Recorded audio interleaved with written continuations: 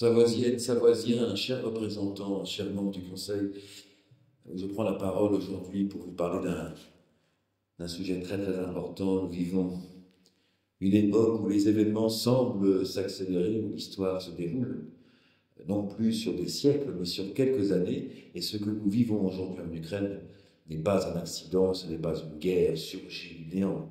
C'est l'aboutissement de 30 années de choix politiques, de mensonges, de trahisons diplomatiques qui ont conduit l'Europe au bord de la guerre. En 1991, l'Union soviétique s'effondre et la guerre froide prend fin. Le monde entier espère une ère nouvelle, celle du dialogue, de la coopération, d'une paix durable sur le continent européen. À Moscou, des promesses sont faites. Les États-Unis, l'Allemagne, la France assurent à la Russie que l'OTAN ne va pas s'élargir vers l'Est, que la Russie ne sera pas humiliée et qu'un partenariat de sécurité pourra alors s'inventer. Mais que s'est-il passé? L'inverse. En 1999, la Pologne, la Hongrie, la Tchéquie rejoignent l'OTAN. En 2004, ce sont les Pays-Bas, la Bulgarie ainsi que la Roumanie. Puis la Croatie, l'Albanie et le Monténégro. À chaque étape, Moscou proteste. À chaque étape, on lui répond par le mépris. C'est ainsi que la Russie, peu à peu, s'est sentie encerclée. Et ce sentiment que nous pouvons comprendre, même sans le justifier, a nourri une méfiance tellement grandissante. Puis vint 2014, le renversement du pouvoir à Kiev, l'annexion de la Crimée, la guerre du Donbass, c'est là que tout a basculé. De 2014 à 2022, c'est une guerre donc silencieuse qui a lieu, une guerre civile où des Ukrainiens s'affrontaient entre eux avec des soutiens extérieurs, des milliers de morts, mais l'Occident a préféré détourner leur regard.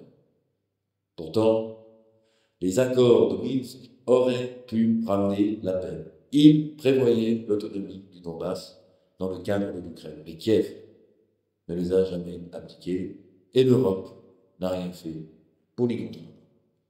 Pire, nous savons aujourd'hui, grâce aux déclarations même de certains dirigeants européens, que ces accords n'étaient qu'une manœuvre, non pas pour faire la paix, mais pour gagner du temps, armer l'Ukraine et préparer la confrontation.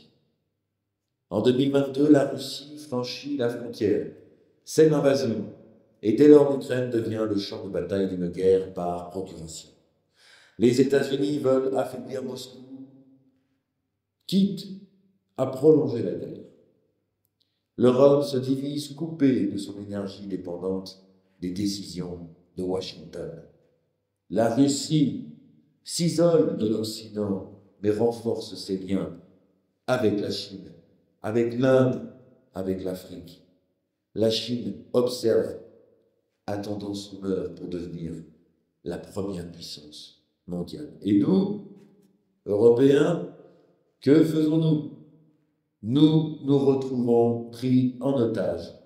Nous payons l'énergie plus cher, nous voyons l'inflation ravager nos économies et nous envoyons des milliards en Ukraine pendant que notre peuple, lui, souffre. Certains pourraient dire, mais quel rapport avec la Savoie? Je vous réponds, tout est lié. Quand le monde vacille, aucun territoire n'est épargné. La coupure du gaz russe a provoqué une explosion des prix. Nos industriels locaux, nos agriculteurs, nos familles paient déjà cette facture.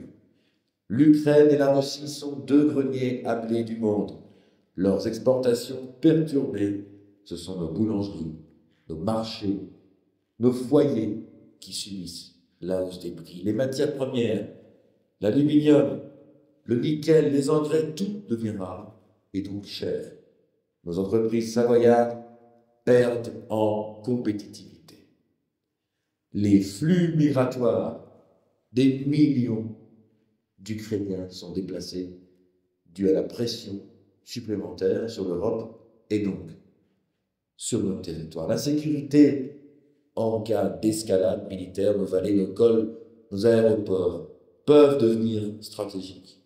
Nous ne pouvons pas rester passifs Face à cette situation, nous ne pouvons pas rester spectateurs. La Savoie doit protéger son peuple. C'est pourquoi nous décidons,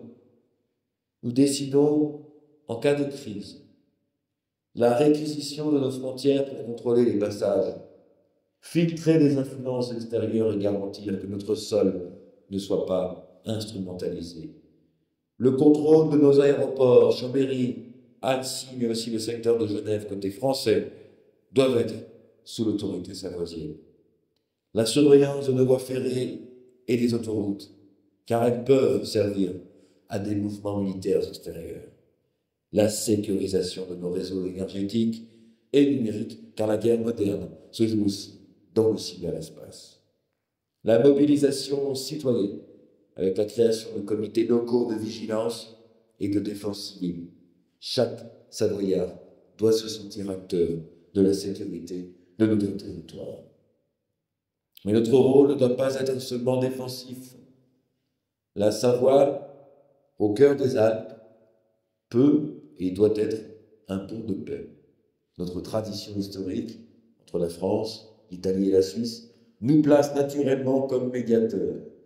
Nous ne voulons pas être un champ de bataille, ni une zone de dialogue, mais un territoire de neutralité active. Et lorsque viendra un jour le temps d'un traité de paix européen, la Savoie pourra offrir son sol pour accueillir les négociations. Comme Genève l'a fait autrefois, la Savoie peut devenir ce lieu où l'Europe va se réconcilier avec elle-même. Chères Savoisiennes, chers Savoisiens, je vous le dis avec gravité, nous entrons dans une nouvelle ère. Le monde ancien ne s'est pas effondré, ce sont les alliances qui bougent. Les puissances se confrontent. Et dans ce tumulte, nous avons un choix: subir ou disparaître, nous lever ou exister.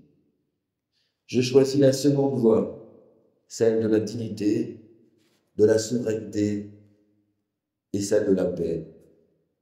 Savoisiennes, Savoisiens, soyez unis, élevez votre conscience et restez éveillés. La guerre n'est pas notre destin. La liberté, oui. La souveraineté, oui. La dignité, oui. Vive le peuple savoisien. Vive la Savoie.